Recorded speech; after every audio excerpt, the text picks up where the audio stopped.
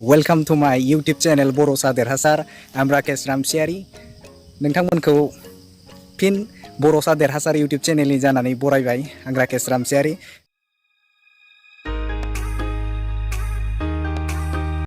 दिनैनि बे blog video नोंथांमोननि सिगाङाव आं दिन्थिनो नागिरदों करामर टी एस्टेट आरो बेनि गासै नुथायखौ नोंथांमोननि सिगाङाव दिनैनि बे ब्लग भिडिअनि गेजेरजों आं दिन्थिगोन। टी एस्टेटखौ 1860 मायथाइयाव गायसननाय जादोंमोन आरो बेखौ स्कटलेन्डनि बिथां रबार्ट लगन बिथाङा बेखौ गायसननाय जादोंमोन। गासै हाखालिया जादों 480 हेक्टर। सिगाङाव दरं जिल्ला, बे दरं जिल्लायाव बे गोग्लैयोमोन, नाथाय बिटिएडि जानायनि उनाव बे जायगाया नैबे उदालगुरि जिल्ला, बे उदालगुरि जिल्लानि बेन्दोङाव बे नैबे करामर टी एस्टेटआ दङ आरो बेवहाय नैबे आंनि केमेरानि उनाव नोंथांमोना नुनो मोन्दों बेथिं भुटान हादर आरो बेनि समायना नुथाय, बे नुथायफोरखौ नोंथांमोननि सिगाङाव दिनैनि बे ब्लग भिडिअनि गेजेरजों आङो दिन्थिगोन। थ' लोगोफोर, बेनि गासै नुथायफोरखौबो नोंथांमोननि सिगाङाव नैबे जायगायाव फैयोब्ला, नैबे करामरा टी एस्टेटआव फैयोब्ला नैबे जायगानिफ्राय नैबे हेलिपेड जेराव नैबे हेलिकप्टार बायो आरो बेवहाय पेसेन्ट नट एलाउड, बेवहाय मा होनना बुंदों नैबे गारि, थामहिनबा गारिखौ बेवहाय एन्ट्रि गैया, लांनो मोना। मानोना बे जायगायाव जुदि नोंथाङा गारि लाङोब्ला बेनि हेलिपेड जायगा, बे हेलिपेड जायगाया गाज्रि जायो। बेनिखायनो बेयाव नोंथाङा फैयोब्ला गारिखौ नैबे जायगायाव नोंथाङा पार्किं खालामनांगोन। नैबे आंनि खाथियाव बेगाव नोंथांमोना नुदों, बे जायगायाव नोंथाङा गारिखौ पार्किं खालामनानै बे हेलिपेड बानाय जायगा, बे जायगायाव नोंथाङा हाबनांगोन।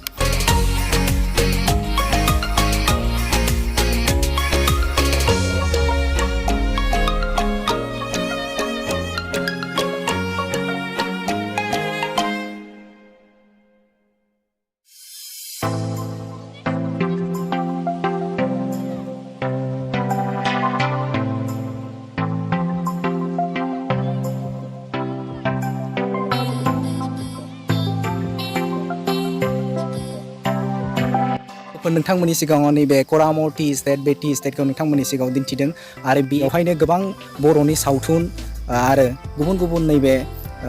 रावारिनि बा लेंगुवेजनि सावथुन बेवहाय बानायनाय जायो।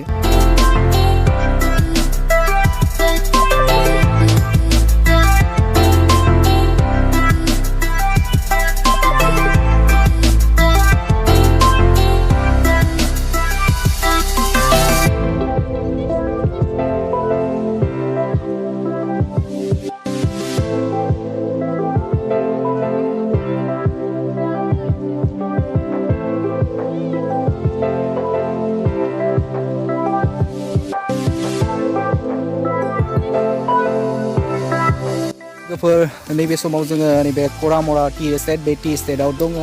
आरो नैबेहाय आंनि केमेरानि जे बेग, बेवहाय नुनो मोन्दों बे जायगायावनो नैबे हेलिपेड, नैबे इयारलि बेवहाय हेलिकप्टार बेवहाय बायो होननानै बुंदों। नैबे जायगानि नैबे टी एस्टेटनि गासै बेवहाय डाटा, थामहिनबा बे जायगायाव खामानि मावै आरो बेनि नैबे जायगायाव इक'नमिकेलि बेसेबां जौगासारदों जौगासाराखै बेखौ बिथां बिगोमा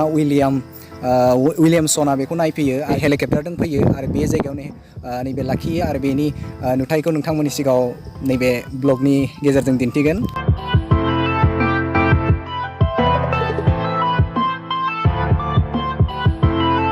करामर टी एस्टेटआ जोबोद साइलेन्ट भिउ आरो बेवहाय नेचारनि थाखाय जोबोद मोजां बे जायगाया। बेवहाय नोंथांमोना नुनो मोन्दों बे स्क्रिन केमेरानि जे इयुन बाहागोआव नोंथांमोना नुनो मोन्दों, बे थारैनो एब्सलुटलि जोबोद मोजां। नोंथांमोनाबो बे जायगायाव फैयोब्ला जोबोद मोजां मोनगोन। गारिखौ एन्ट्रि खालामग्रोनांगोन आरो एन्ट्रि खालामखांनायनि उनावसो बे जायगायाव नैबे करामर टी एस्टेटनि नैबे भिउ, थामहिनबा नैबे ग्रासलेन्ड आरो नैबे जायगासिम, हेलिपेड बाग्रा जायगासिम नोंथाङा फैनो हागोन।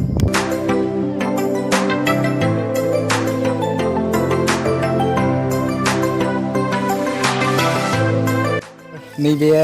हरी साई के बागान, साई के पट्टे, साहा बागान, साहा बिलाइ, बेवहाय जोबोद गिदिर साहा बागान। नोंथांमोना बेखौ फैयोब्ला नुनो मोनगोन। बेवहाय आं दहाय बुंदों 480 हेक्टर, बिगा हिसाबाव गोबां जागोन। आं बिगाखौ बारा मिथिस्लाबा दे, हेक्टर आरो नैबे जे डिफारेन्स आं बेखौ बारा मिथिस्लाबा। बेवहाय जोबोद बे नेचारेल आरो बेवहाय जाखिनि बेनि प्रडाक्ट, बे प्रडाक्टखौ नैबे गुबुन जायगायाव बेखौ दैथायहरो आरो बेवहाय बेस्ट मोनसे सर्स नैबे बिथाङा बेनि अनार बे अनारा मोनो बे हारि साहा बागान पार्टी खाथियाव थाबायनोनो गोसोखौ माने गुबुन जायगायाव थानाय बायदि मोनलायो आरो बे जायगायाव नोंथांमोनाबो फैयोब्ला ओरैबायदि मोजां मोनगोन आंथ' ओरैबायदि गोसो जादों दा एकदम स्पेक गानलायनानै ससमा गानलायनानै नैबे फिल्म बानायनाय बायदिसो मोनलायलांदों गाज्रि मोनाङा नोंथांमोन आं नैबे समाव बेखौ गाननायनि जाहोन दङ मानोना बेखौ गाननाया ओरैबायदि जाहोनाव गानदों आं बिराद सान्दुं दा नोंथांमोना नुनो मोनदों सान्दुं सेलफिनि थाखाय बे जायगाया जोबोद मोजां बे जायगायाव नोंथांमोना फैनानै केमेरा लानो हागोन भिडिअ खालामनो हागोन एलबाम खालामनो हागोन नैबे आंनि डिसक्रिपसनाव बेनि फैनाय राहाखौ दिन्थिगोन नाथाय गुगोल मेपनि गेजेरजों नोंथाङा बेवहाय फैनो एसे उसुबिदा मोनगोन मानोना तथ्यखौ मोजां डाटा बे डाटाखौ जेब्ला नोंथाङा नैबे करामर टि एस्टेटखौ नोंथाङा गुगोल मेपाव डायेल खालामगोन नाथाय डायेल खालामबा नट फाउन्ड बिदि दिन्थिगोन अब्ला नोंथाङा जेंनायाव गोग्लैनो हागौ बेनिखायनो नोंथाङा फैयोब्ला सोंनानै फैनाया बेटारसिन जागोन होननानै आं सानो लोगोफोर बे जायगायाव नोंथांमोना नुनो मोनदों थारैनो बे जायगानिफ्राय हायेन बेखौ नुनो मोनो जों बेवहाय मेक्सिमाम बे जायगानिफ्राय 50सो मिटार सायाव जों बे गाहायनिफ्राय बेवहाय नोंथांमोना बेनि जे भिउ बे भिउआ जोबोद समायना जोबोद मोजां मोनदों आंबो जोबोद मोजां मोनगोन समायना थासारि समायना नुथाय मा बुंनो आरो रावानो गैला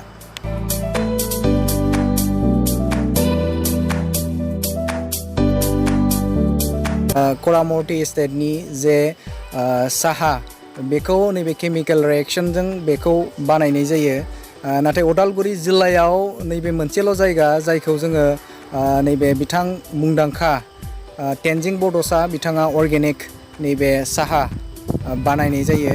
आरो नैबे जायगायाबो नैबे करामर टि एस्टेटआबो जिहेतु हिल्स एरियायाव थानाय बे हिसाबाव बे जायगायावबो नैबे अर्गेनिक टि एस्टेट थामहिनबा साहा नैबे आबाद बेखौ बानायनो हायो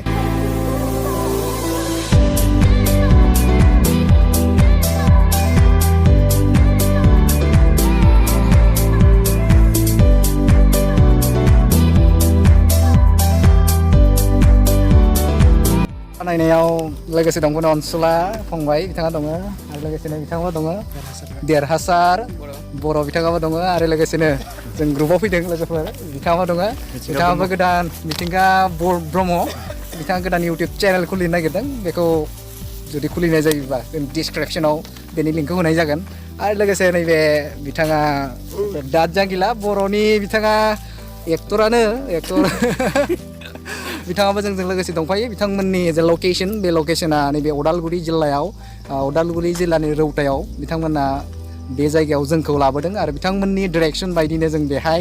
नैबे समायना नुथायफोरखौ नोंथांमोननि सिगाङाव दिनैनि ब्लग भिडिअ'आव दिन्थिनो हादों थ' लोगोफोर बिथांमोनखौ आङो आंनि गोसो फालनिफ्राय बा बर'सा देरहासार इउटुब चेनेलनिफ्राय साबायखर बावो गासैखौबो थेंक इउ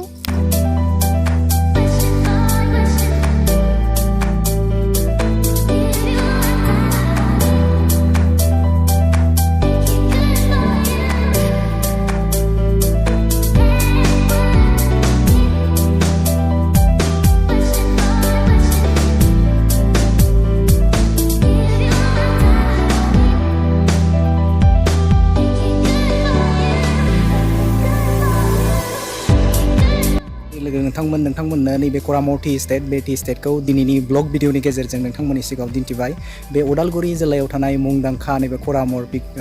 करामर टि एस्टेट बे जोबोद समायना बेनि मिथिंगायारि थासारि बे थासारिया जोबोद मोजां बेवहाय आंनि केमेरानि उनाव नोंथांमोना नुनो मोन्दों बेवहाय गोबां नैबे साहा खाग्रा बिथांमोना बेवहाय साहा आबादखौ खागासिनो आरो बेवहाय नोंथांमोननि सिगाङाव बेनि गासै डाटा डिटेल्स थामहिनबा बे जायगासिम फैनाय बेनि डाइरेक्सनखौ आंनि डिसक्रिपसनाव नोंथांमोननि सिगाङाव होगोन आङो नोंथांमोना बेनि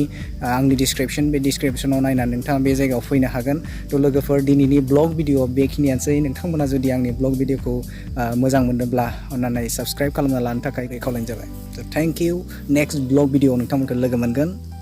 थ' बाय